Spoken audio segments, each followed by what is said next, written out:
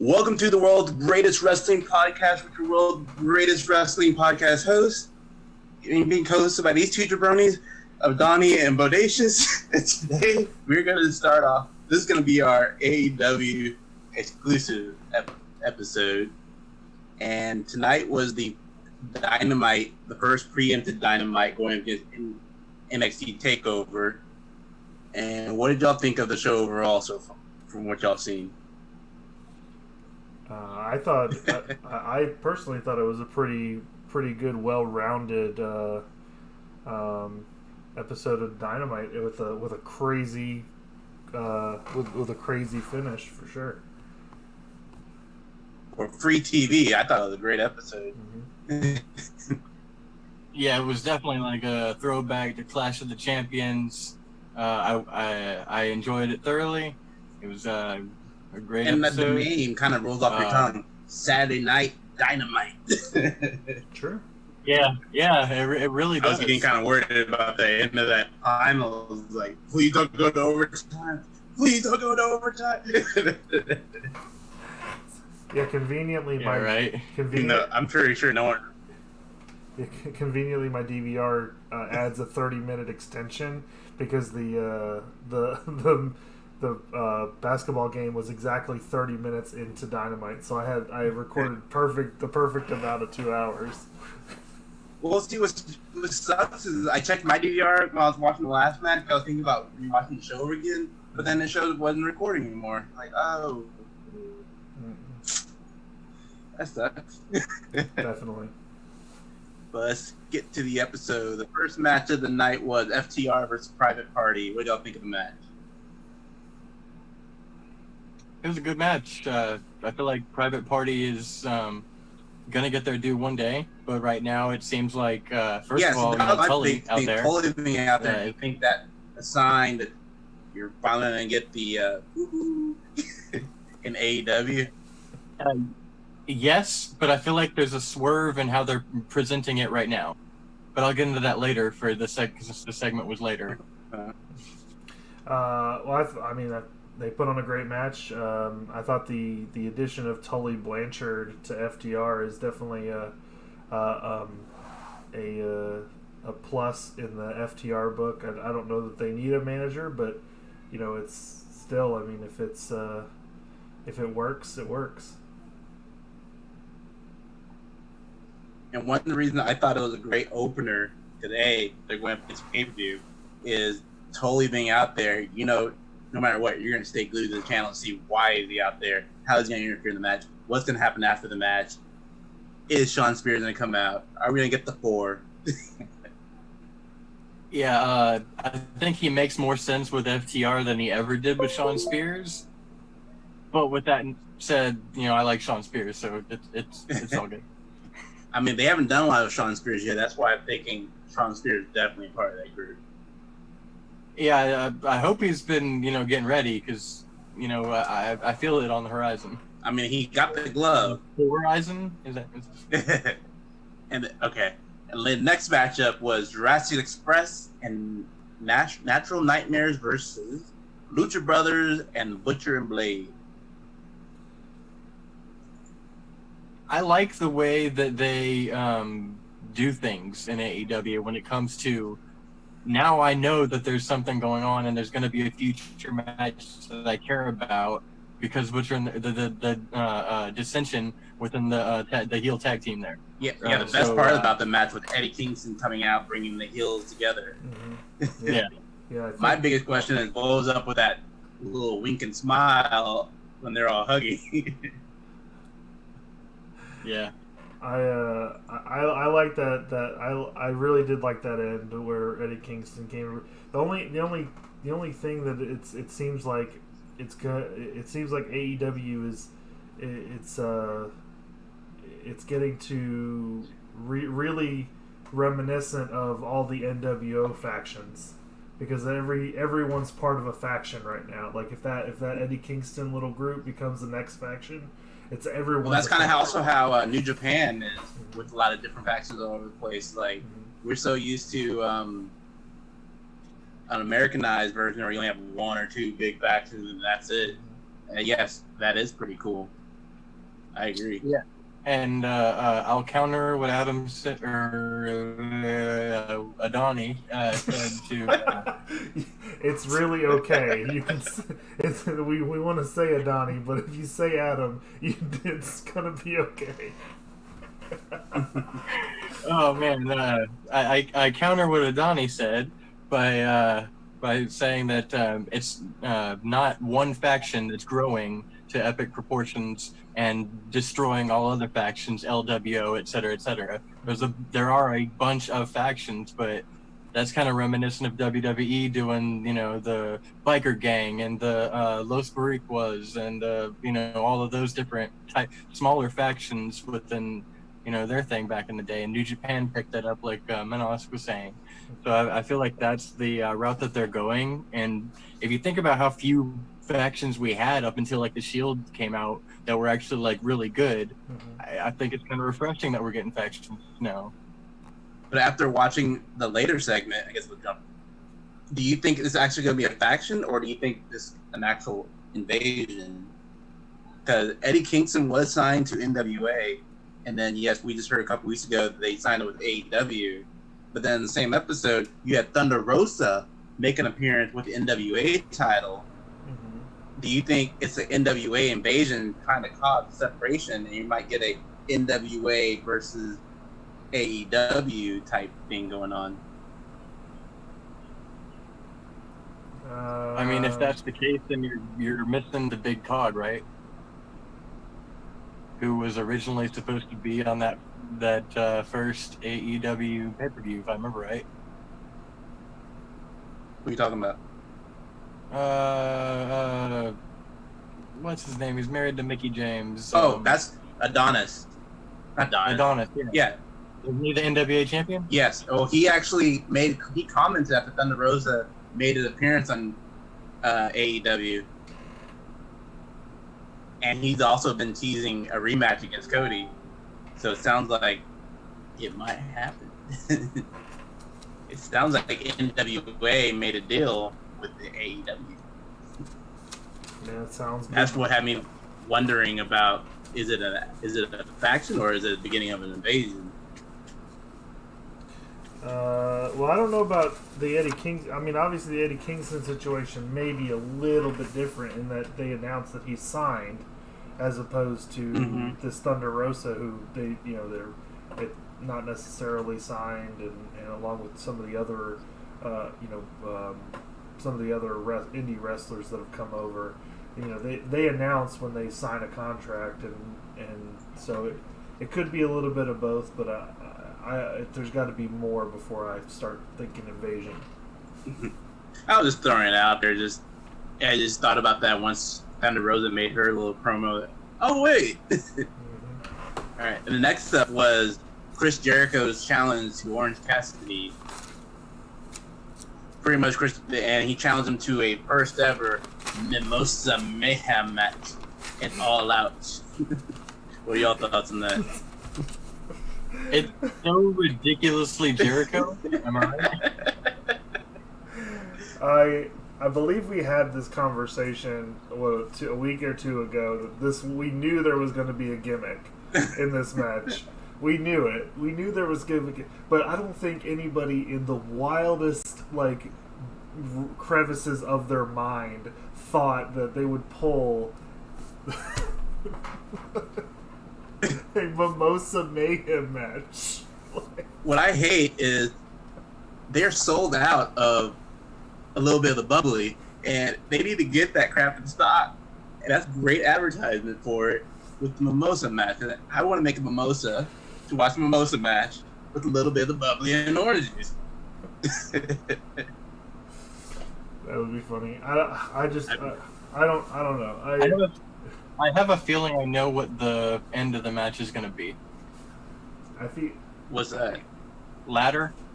Somebody falls off the ladder into the bubbly, or into the mimosa. Well, I think that they should have eliminated the pin or submission. Like they should have just eliminated that altogether. It should be the only way you win is by throwing your opponent into the bubbly, like into the mimosa. Like that should have been the only way. Like it's just It's like, because if you incapacitate your opponent enough to be able to throw them into the mimosa, why wouldn't you just pin them?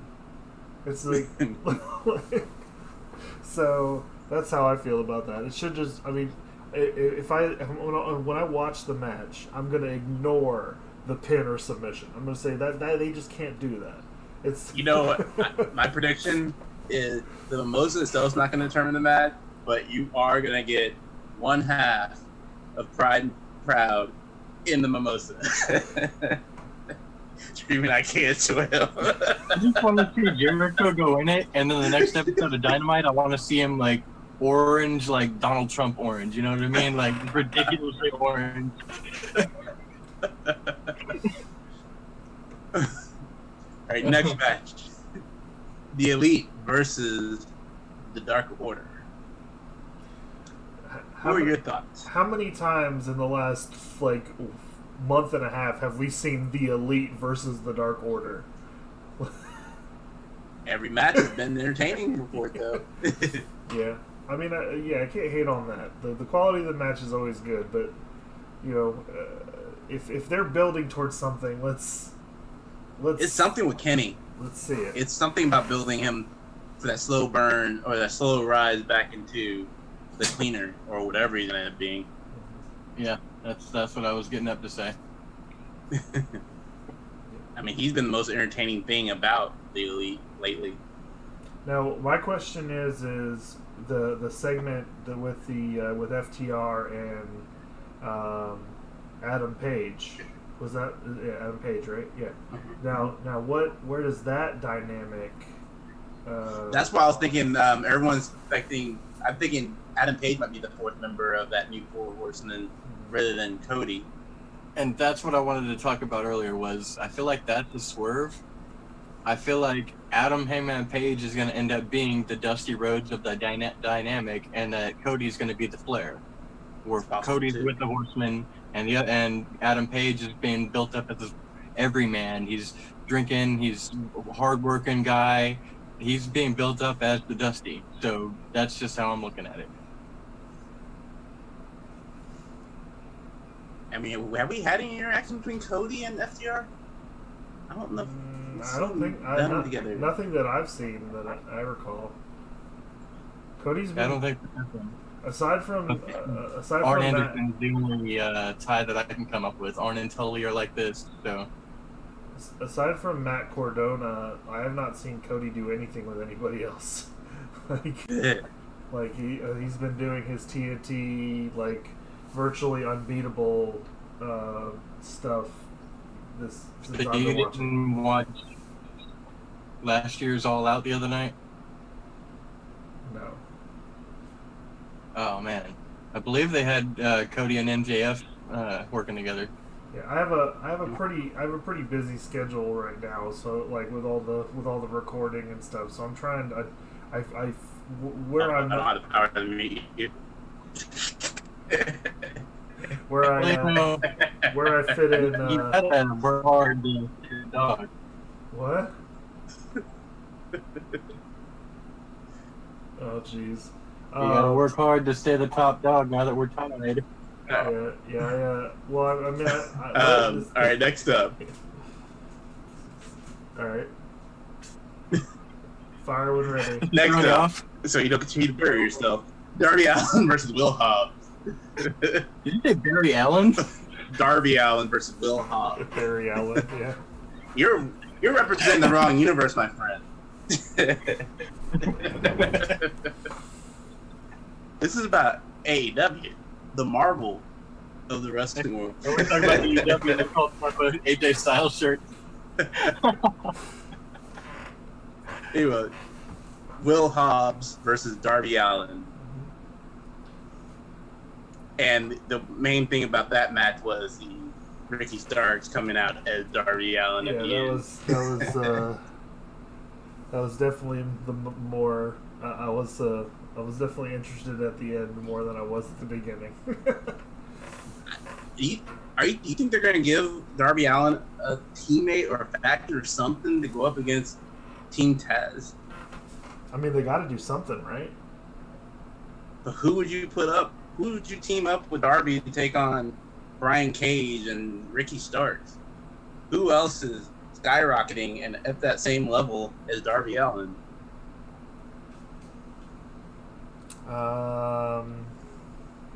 You know what? That'll be the question for the week at the end. Let's move on. We had the promo by Thunder Rosa, and then we had the finale for the AEW Women's Tag Team Cup Tournament. What did y'all think of that? That was probably the best women's tag for AEW so far. Well, I think they made the right decision on who to win for sure. I had a feeling they were going to end up winning it after they beat the two earlier in the week. Yeah. I definitely enjoyed the and then the attitude at the end, like don't treat us treat us like women, treat us like champions. Like that was perfect. Exactly. I was all about that. That's I'm a firm believer of that. When it comes down to it's just I'm a champion. I'm not anything else.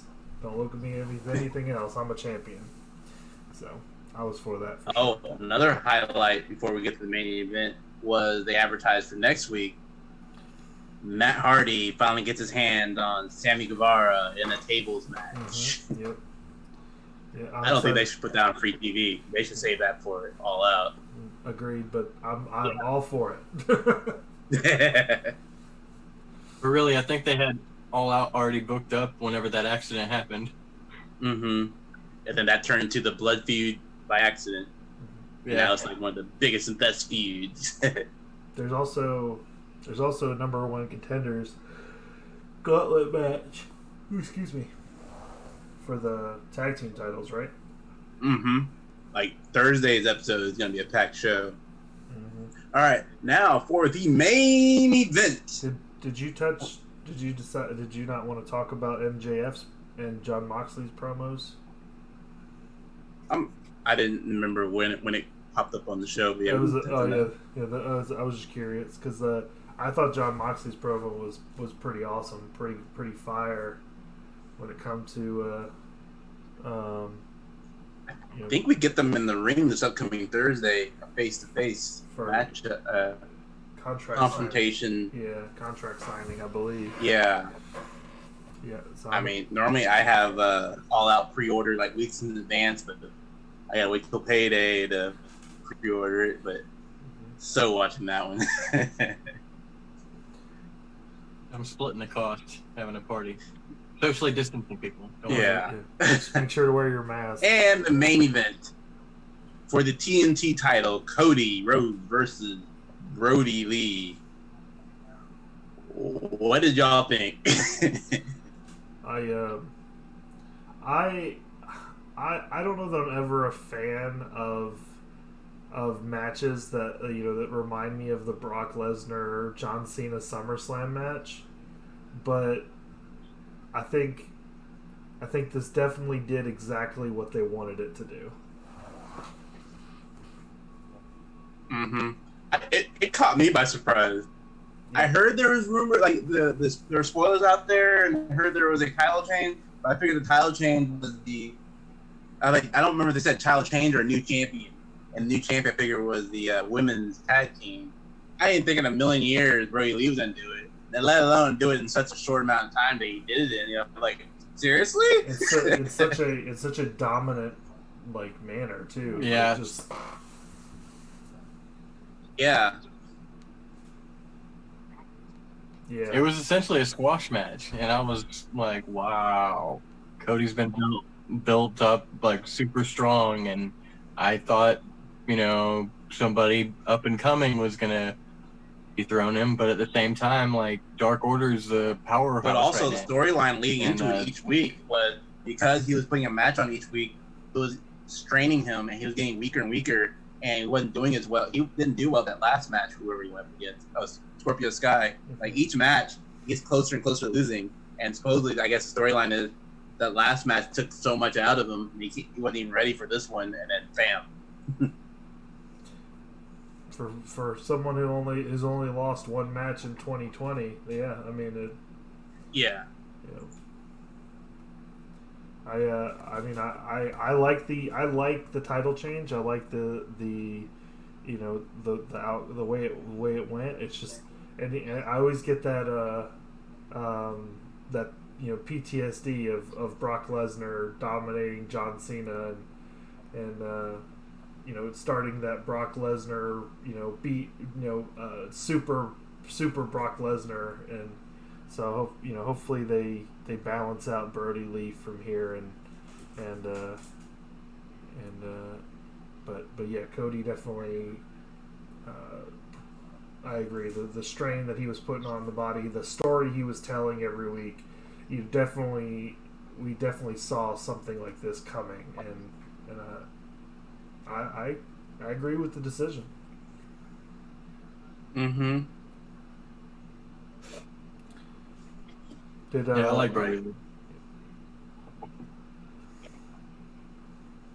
And from AEW, who would you give your kudos of the week to?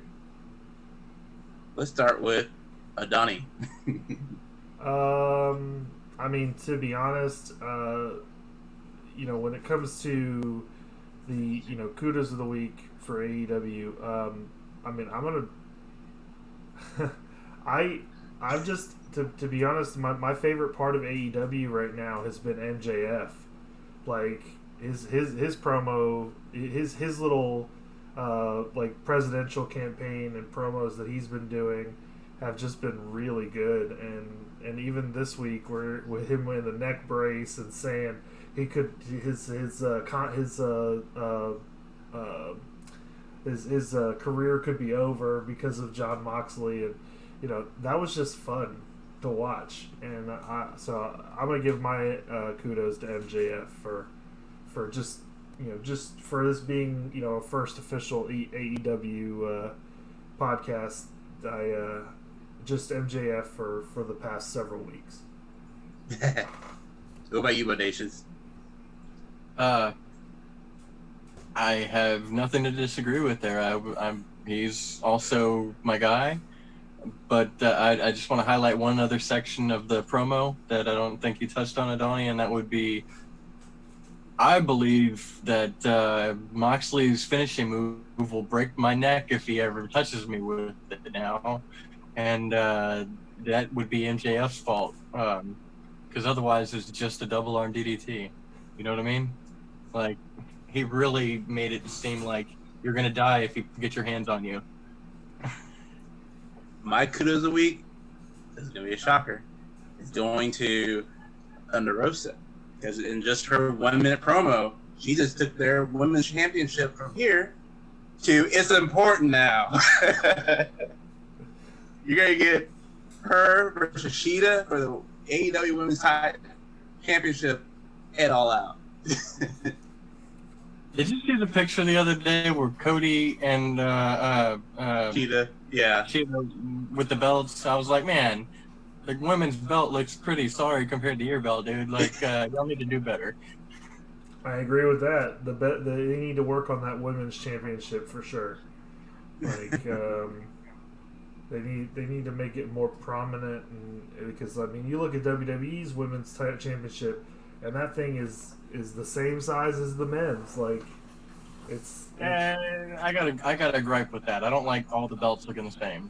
I like the NIT title and the US title's new look. Like, I like those, but I don't think you remember that whole Diva championship belt they had for. I remember the Diva decade. Butterfly belt. Yeah, I remember. Yeah, I remember how long it took WWE to get their belt to where it is. Yeah. But all right, since this is the first official AEW episode, I will start off with the question of the week for next week, which was, with Darby Allin having a program against Team Taz, Ricky Stark and Brian Cage, who do you think could and should team up with them to take them on? All right. I just have a feeling that we're gonna get to it in the next episode of AEW before we have a chance to come up with That's true. Which is on Thursday. Yes, which is on Thursday, by the way. but our answer might be better than what they chose, so you never. That's true. I already have my answer. I have no clue. Yeah. Yeah. All right, and I'll let Donnie wrap this up. Actually, yeah. I've got something down. Well, all right. So, y'all make sure to put the question of the day answer in the comment section of this video, and we will read it on the air. Say, if you haven't already, please follow us on Twitter at GreatestWRE1. Follow me on Facebook at Adani's Gamerspace, and also at the Greatest Wrestling Podcast Ever. Subscribe to the channel so you can see when our videos go live. And I do appreciate y'all watching. And we'll see you next week after next week's Dynamite. Bye. Or should we end it with Dynamite? I think you're I almost pulled that just a second ago. Seriously.